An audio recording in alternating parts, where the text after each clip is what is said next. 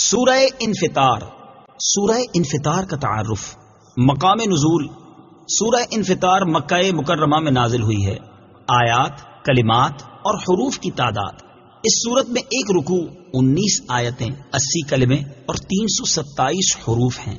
انفطار نام رکھنے کی وجہ، انفطار کا معنی ہے پھٹ جانا، اور اس سورت کا یہ نام اس کی پہلی آیت میں مذکور لفظ انفطرت سے ماخوذ ہے. سورہ انفطار کے مضامین. اس سورت کا مرکزی مضمون یہ ہے کہ اس میں قیامت کی علامات بیان کی گئی ہیں، اور اس سورت میں یہ مضامین بیان ہوئے ہیں. نمبر 1، اس سورت کی ابتدا میں قیامت قائم ہوتے وقت کائنات میں ہونے والی ہیبت ناک تبدیلیاں بیان کر کے فرمایا گیا کہ اس وقت ہر جان کو وہ سب کچھ معلوم ہو جائے گا جو اس نے آگے بھیجا اور جو اس نے پیچھے چھوڑا. نمبر 2، انسان کو عطا کی جانے والی نعمتیں بیان کر کے اسے جھنجھوڑا گیا کہ کس چیز نے تجھے اپنے کرم والے رب عز و جل کے بارے میں دھوکے میں ڈال دیا اور تو نے اس کی نافرمانی شروع کر دی. نمبر 3، یہ بتایا گیا کہ ہر انسان پر کرامن کاتبین 2 فرشتے مقرر ہیں جو اس کے اعمال اور اقوال کے نگہبان ہیں، اور وہ اس کے تمام اعمال جانتے ہیں. نمبر 4، اس سورت کے آخر میں نیکوں اور بدکاروں کا انجام بیان کیا گیا اور قیامت کے دن کے احوال بیان کیے گئے. سورہ تکویر کے ساتھ مناسبت. سورہ انفطار کی اپنے سے ماقبل سورت تکویر کے ساتھ مناسبت یہ ہے کہ دونوں صورتوں میں قیامت کی ہولناکیاں اور احوال بیان کیے گئے. بسم اللہ الرحمن الرحیم. ترجمہ: اللہ کے نام سے شروع جو نہایت مہربان رحمت والا ہے. اذا السماء انفطرت واذا الكواكب انتثرت واذا البحار فجرت وَإِذَا الْقُبُورُ بُعْثِرَتْ عَلِمَتْ نَفْسٌ مَّا قَدَّمَتْ وَأَخَّرَتْ. ترجمہ: جب آسمان پھٹ جائے گا اور جب ستارے جھڑ پڑیں گے اور جب سمندر بہا دیے جائیں گے اور جب قبریں کریدی جائیں گی، ہر جان کو معلوم ہو جائے گا جو اس نے آگے بھیجا اور جو پیچھے چھوڑا. اذا السماء انفطرت، جب آسمان پھٹ جائے گا. تفسیر صراط الجنان میں ہے. اس آیت اور اس کے بعد والی 4 آیات میں قیامت کے احوال بیان کرتے ہوئے ارشاد فرمایا کہ جب آسمان فرشتوں کے نازل ہونے کے لیے پھٹ جائے گا اور جب ستارے اپنی جگہوں سے اس طرح جھڑ کے گر پڑیں گے جس طرح پروئے ہوئے موتی ڈوری سے گرتے ہیں، اور جب سمندروں میں قائم آڑ دور کر کے انہیں بہا دیا جائے گا اور میٹھے اور کھاری سمندر مل کر ایک ہو جائیں گے، اور جب قبریں کریدی جائیں گی اور ان کے مردے زندہ کر کے نکال دیے جائیں گے، تو اس دن ہر جان کو معلوم ہو جائے گا جو اس نے نیک یا برا عمل آگے بھیجا اور جو نیکی بدی پیچھے چھوڑی. ایک قول یہ ہے کہ جو آگے بھیجا اس سے صدقات مراد ہے اور جو پیچھے چھوڑا اس سے میراث مراد ہے، اور یہ جاننا اعمال نامے پڑھنے کے ذریعے ہوگا، جیسا کہ ایک اور مقام پر اللہ تعالیٰ ارشاد فرماتا ہے: وَكُلَّ إِنسَانٍ أَلْزَمْنَاهُ طَائِرَهُ فِي عُنُقِهِ وَنُخْرِجُ لَهُ يَوْمَ الْقِيَامَةِ كِتَابًا يَلْقَاهُ مَنشُورًا اقْرَأْ كِتَابَكَ كَفَى بِنَفْسِكَ الْيَوْمَ عَلَيْكَ حَسِيبًا. ترجمہ: اور ہر انسان کی قسمت ہم نے اس کے گلے میں لگا دی ہے، اور ہم اس کے لیے قیامت کے دن ایک نامہ اعمال نکالیں گے جسے وہ کھلا ہوا پائے گا. فرمایا جائے گا کہ اپنا نامہ اعمال پڑھ، آج اپنے متعلق حساب کرنے کے لیے تو خود ہی کافی ہے. یا ایھا الانسان ما غرک بربک الکریم الذی خلقک فسواک فعدلک فی ای صورت ما شاء رکبک کلا بل تکذبون بالدین. ترجمہ: اے انسان، تجھے کس چیز نے اپنے کرم والے رب کے بارے میں دھوکے میں ڈال دیا، جس نے تجھے پیدا کیا، پھر ٹھیک بنایا، پھر اعتدال والا کیا، جس صورت میں چاہا تجھے جوڑ دیا. ہرگز نہیں، بلکہ تم انصاف ہونے کو جھٹلاتے ہو. یا ایھا الانسان انسان، تفسیر صراط الجنان میں ہے، اس آیت اور اس کے بعد والی 3 آیات کا خلاصہ یہ ہے کہ اے انسان، تجھے کس چیز نے اپنے کرم والے رب عز و جل کے بارے میں دھوکے میں ڈال دیا کہ تو نے اس کی نعمت اور کرم کے باوجود اس کا حق نہ پہچانا اور اس کی نافرمانی کی جو تجھے عدم سے وجود میں لے کر آیا. پھر اس نے تمہارے اعضاء کو ٹھیک بنایا اور تجھے پکڑنے کے لیے ہاتھ، چلنے کے لیے پاؤں، بولنے کے لیے زبان، دیکھنے کے لیے آنکھ اور سننے کے لیے کان عطا کیے. پھر ان اعضاء میں مناسبت رکھی کہ ایک ہاتھ یا پاؤں دوسرے ہاتھ یا پاؤں سے چھوٹا یا لمبا نہیں. پھر تمہیں لمبے قد والا یا چھوٹے قد والا، خوبصورت یا بدصورت، گورا یا کالا، مرد یا عورت، جس صورت میں چاہا تجھے جوڑ دیا. اور تمہارا حال یہ ہے کہ تم اللہ تعالیٰ کی ان کرم نوازیوں کو دیکھ کر بھی اس کی نافرمانی سے نہیں رکے، بلکہ تم انصاف کے دن کو جھٹلانے لگے اور اعمال کی جزا ملنے کے دن کا انکار کرنے لگ گئے. اللہ تعالیٰ کی نافرمانی کر کے اچھی جزا کی امید رکھنا بے وقوفی کی علامت ہے.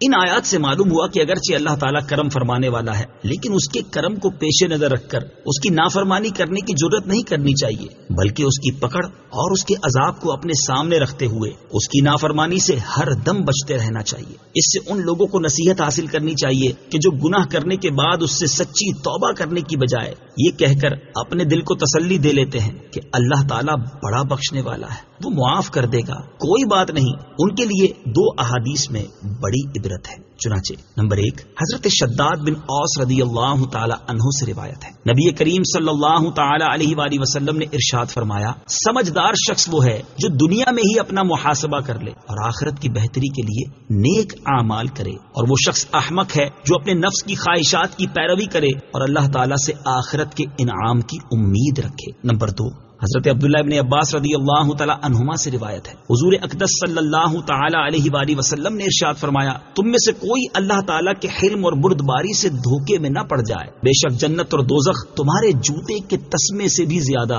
تمہارے قریب ہے. اللہ تعالی ہمیں اپنی نافرمانی سے بچتے رہنے کی توفیق عطا فرمائے، آمین. وَإِنَّ عَلَيْكُمْ لَحَافِظِينَ كِرَامًا كَاتِبِينَ يَعْلَمُونَ مَا تَفْعَلُونَ. ترجمہ، اور بے شک تم پر کچھ نگہبان مقرر ہیں، کرامن کاتبین، معزز لکھنے والے، وہ جانتے ہیں جو کچھ تم کرتے ہو. وَإِنَّ عَلَيْكُمْ لَحَافِظِينَ، اور بے شک تم پر کچھ نگہبان ہیں. تفسیر صراط الجنان میں ہے، اس آیت اور اس کے بعد والی 2 آیات کا خلاصہ یہ ہے کہ اے لوگو، بے شک ہماری جانب سے تم پر کچھ فرشتے مقرر ہیں جو تمہارے اعمال اور اقوال کے نگہبان ہیں. وہ فرشتے اللہ تعالیٰ کی بارگاہ میں معزز ہیں اور تمہارے اقوال اور اعمال لکھ رہے ہیں تاکہ تمہیں ان کی جزا دی جائے. وہ تمہارے ساتھ رہنے کی وجہ سے تمہارا ہر نیک اور برا عمل جانتے ہیں اور ان سے تمہارا کوئی عمل چھپا نہیں. محافظ اور نگہبان فرشتے، ان فرشتوں کے بارے میں ایک اور مقام پر اللہ تعالیٰ ارشاد فرماتا ہے، إِذْ يَتَلَقَّى الْمُتَلَقِّيَانِ عَنِ الْيَمِينِ وَعَنِ الشِّمَالِ قَعِيدٌ مَا يَلْفِظُ مِنْ قَوْلٍ إِلَّا لَدَيْهِ رَقِيبٌ عَتِيدٌ. ترجمہ، اور جب اس سے لینے والے 2 فرشتے لیتے ہیں، ایک دائیں جانب اور دوسرا بائیں جانب بیٹھا ہوا ہے، وہ زبان سے کوئی بات نہیں نکالتا مگر یہ کہ ایک محافظ فرشتہ اس کے پاس تیار بیٹھا ہوتا ہے. اور ان آیات میں ہر اس انسان کے لیے نصیحت ہے جو اپنے اعمال کے حوالے سے انتہائی غفلت کا شکار ہے. حضرت فضیل بن عیاض رحمۃ اللہ تعالی علیہ جب اس آیت يَعْلَمُونَ مَا تَفْعَلُونَ کی تلاوت فرماتے تو کہتے، غافل لوگوں پر اس سے زیادہ سخت کوئی آیت نہیں. سورہ انفطار کی آیت نمبر 10، 11 اور 12 سے معلوم ہونے والی باتیں. ان آیات سے 6 باتیں معلوم ہوئی. نمبر 1، انسان کی جان اور اس کے اعمال کی حفاظت کے لیے فرشتے مقرر ہیں. نمبر 2، فرشتے صرف انسانوں پر مقرر ہیں، دیگر مخلوق پر نہیں. نمبر 3، اللہ تعالیٰ کے کام اس کے بندوں کی طرف منسوب ہو سکتے ہیں کیونکہ حافظ و ناصر رب تعالیٰ ہے، مگر ارشاد ہوا کہ فرشتے حفاظت کرتے ہیں. نمبر 4، انسان کو بری جگہ نہیں جانا چاہیے تاکہ ہماری وجہ سے ان فرشتوں کو وہاں نہ جانا پڑے. نمبر 5، فرشتے اللہ تعالیٰ کی بارگاہ میں عزت والے کریم ہیں. نمبر پیچھے ان پر ہمارے چھپے اور ظاہر کوئی عمل پوشیدہ نہیں، تبھی تو وہ ہر عمل کو لکھ لیتے ہیں۔ ان الابرار لفی نعیم وان الفجار لفی جحیم یصلونها یوم الدین وما هم عنها بغائبین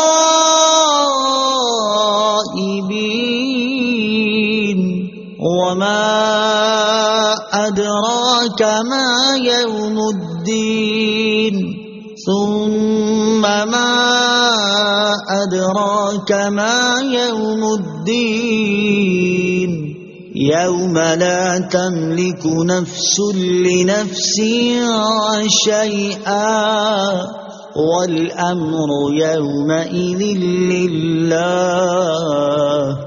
ترجمہ: بے شک نیک لوگ ضرور چین میں جانے والے ہیں اور بے شک بدکار ضرور دوزخ میں ہیں۔ انصاف کے دن اس میں جائیں گے اور اس سے کہیں چھپ نہ سکیں گے۔ اور تجھے کیا معلوم کہ انصاف کا دن کیا ہے؟ پھر تجھے کیا معلوم کہ انصاف کا دن کیا ہے؟ جس دن کوئی جان کسی جان کے لیے کچھ اختیار نہ رکھے گی اور سارا حکم اس دن اللہ کا ہوگا۔ ان الابرار لفی نعیم،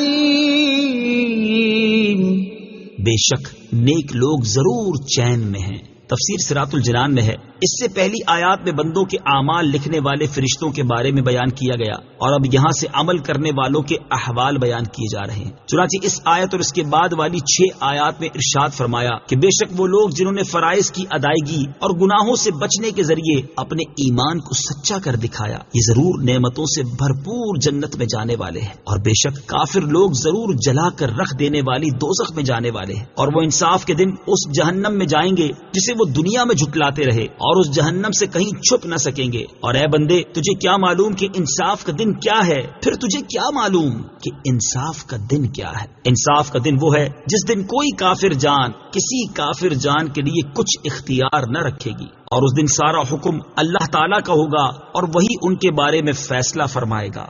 یوم لا تملک نفس لنفس شیئا، جس دن کوئی جان کسی جان کے لیے کچھ اختیار نہ رکھے گی۔ تفسیر صراط الجنان میں ہے، یعنی قیامت کے دن کوئی کافر کسی کافر کو کچھ نفع پہنچانے کا اختیار نہ رکھے گا، اور نہ ہی کوئی مسلمان کسی کافر کو فائدہ پہنچا سکے گا۔ قیامت کے دن سے ہر ایک کو ڈرنا چاہیے۔ یاد رہے کہ اس آیت میں اگرچہ کفار کا حال بیان ہوا ہے کہ انہیں قیامت کے دن کوئی دوسرا کافر یا مسلمان نفع نہیں پہنچا سکے گا، البتہ اس دن کی سختیوں، ہولناکیوں اور شدتوں کے پیش نظر مسلمانوں کو بھی اس سے ڈرنا چاہیے۔ چنانچہ ایک مقام پر اللہ تعالیٰ ارشاد فرماتا ہے، وَاتَّقُوا يَوْمًا لَا تَجْزِي نَفْسٌ عَن نَفْسٍ شَيْئًا وَلَا يُقْبَلُ منها شفاعة ولا يؤخذ منها عدل ولا هم ينصرون۔ ترجمہ: اور اس دن سے ڈرو جس دن کوئی جان کسی دوسرے کی طرف سے بدلہ نہ دے گی، اور نہ کوئی سفارش مانی جائے گی، اور نہ اس سے کوئی معاوضہ لیا جائے گا، اور نہ ان کی مدد کی جائے گی۔ اور ارشاد فرماتا ہے، وَاتَّقُوا يَوْمًا تُرْجَعُونَ فِيهِ إِلَى اللَّهِ ثُمَّ تُوَفَّى كُلُّ نَفْسٍ مَا كَسَبَتْ وَهُمْ لَا يُظْلَمُونَ۔ ترجمہ: اور اس دن سے ڈرو جس میں تم اللہ کی طرف لوٹائے جاؤ گے، پھر ہر جان کو اس کی کمائی بھرپور دی جائے گی اور ان پر ظلم نہیں ہوگا۔ اور ارشاد فرماتا ہے، یا ایھا الناس اتقوا ربکم واخشوا یوما لا یجزی والد عن ولده يوما لا يجزي والد عن ولده ولا مولود هو جاز عن والده شيئا إن وعد الله حق فلا تغرنكم الحياة الدنيا ولا يغرنكم بالله الغرور۔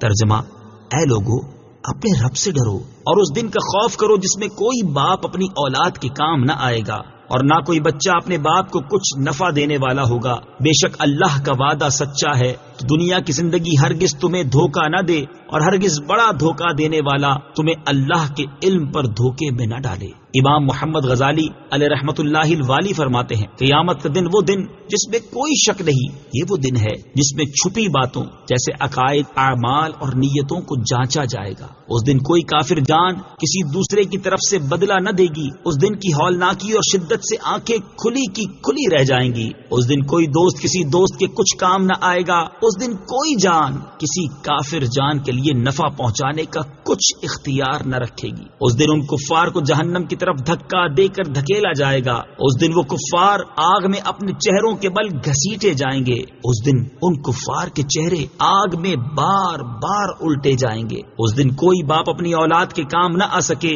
اس دن آدمی اپنے بھائی، ماں اور باپ سے بھاگتا پھرے گا۔ اس دن لوگ دہشت غالب ہونے کی وجہ سے بات نہیں کر سکیں گے اور نہ انہیں اس بات کی اجازت دی جائے گی کہ وہ کوئی عذر پیش کریں۔ یہ وہ دن ہے جو اللہ تعالیٰ کی طرف سے ٹلنے والا نہیں۔ اس دن لوگ بالکل ظاہر ہو جائیں گے۔ اس دن وہ آگ پر تپائے جائیں گے۔ اس دن نہ مال کام آئے گا اور نہ بیٹے کام آئیں گے۔ اس دن ظالموں کو ان کے بہانے کچھ کام نہ دیں گے اور ان کے لیے لعنت ہے اور ان کے لیے برا گھر ہے۔ اس دن تمام عذر رد کر دیے جائیں گے اور چھپی باتوں کو جانچا جائے گا۔ اس دن پوشیدہ باتیں ظاہر ہوں گی اور پردے اٹھ جائیں گے۔ اس دن آنکھیں جھکی ہوئی ہوں گی اور آوازیں بند ہوں گی۔ اس دن دائیں بائیں توجہ کم ہوگی، پوشیدہ باتیں ظاہر ہوں گی اور گناہ بھی سامنے آ جائیں گے۔ اس دن لوگوں کو ان کے گواہوں سمیت اللہ تعالیٰ کی بارگاہ میں پیشی کے لیے چلایا جائے گا۔ اس دن بچے جوان ہو جائیں گے اور بڑے نشے میں ہوں گے۔ اس دن اعمال کا وزن کرنے کے لیے ترازو رکھے جائیں گے، اعمال نامے کھولے جائیں گے، جہنم ظاہر کر دی جائے گی، کھولتا ہوا پانی جوش مارے گا، جہنم سانس لے گی، کفار مایوس ہو جائیں گے، جہنم کو بھڑکایا جائے گا، رنگ بدل جائیں گے، زبان گونگی ہو جائے گی اور انسان کے اعضاء گفتگو کریں گے۔ تو اے انسان، تجھے اپنے قریب رب عز و جل کے بارے میں کس چیز نے دھوکے میں ڈال رکھا ہے کہ تو دروازے بند کر کے، پردے لٹکا کر اور لوگوں سے چھپ کر فسق و فجور اور گناہوں میں مبتلا ہو گیا؟ تو لوگوں کے خبردار ہونے سے ڈرتا ہے، حالانکہ تجھے پیدا کرنے والے سے تیرا کوئی حال چھپا ہوا نہیں۔ جب تیرے اعضاء تیرے خلاف گواہی دیں گے اور جو کچھ تو لوگوں سے چھپ کر کرتا رہا وہ سب ظاہر کر دیں گے، تو اس وقت تو کیا کرے گا؟ اللہ تعالی ہمیں دنیا اور شیطان کے دھوکے سے محفوظ فرمائے اور اپنی آخرت کے بارے میں سچی فکر اور قیامت کے دن کا حقیقی خوف نصیب کرے۔ آمین۔ صدق اللہ العظیم۔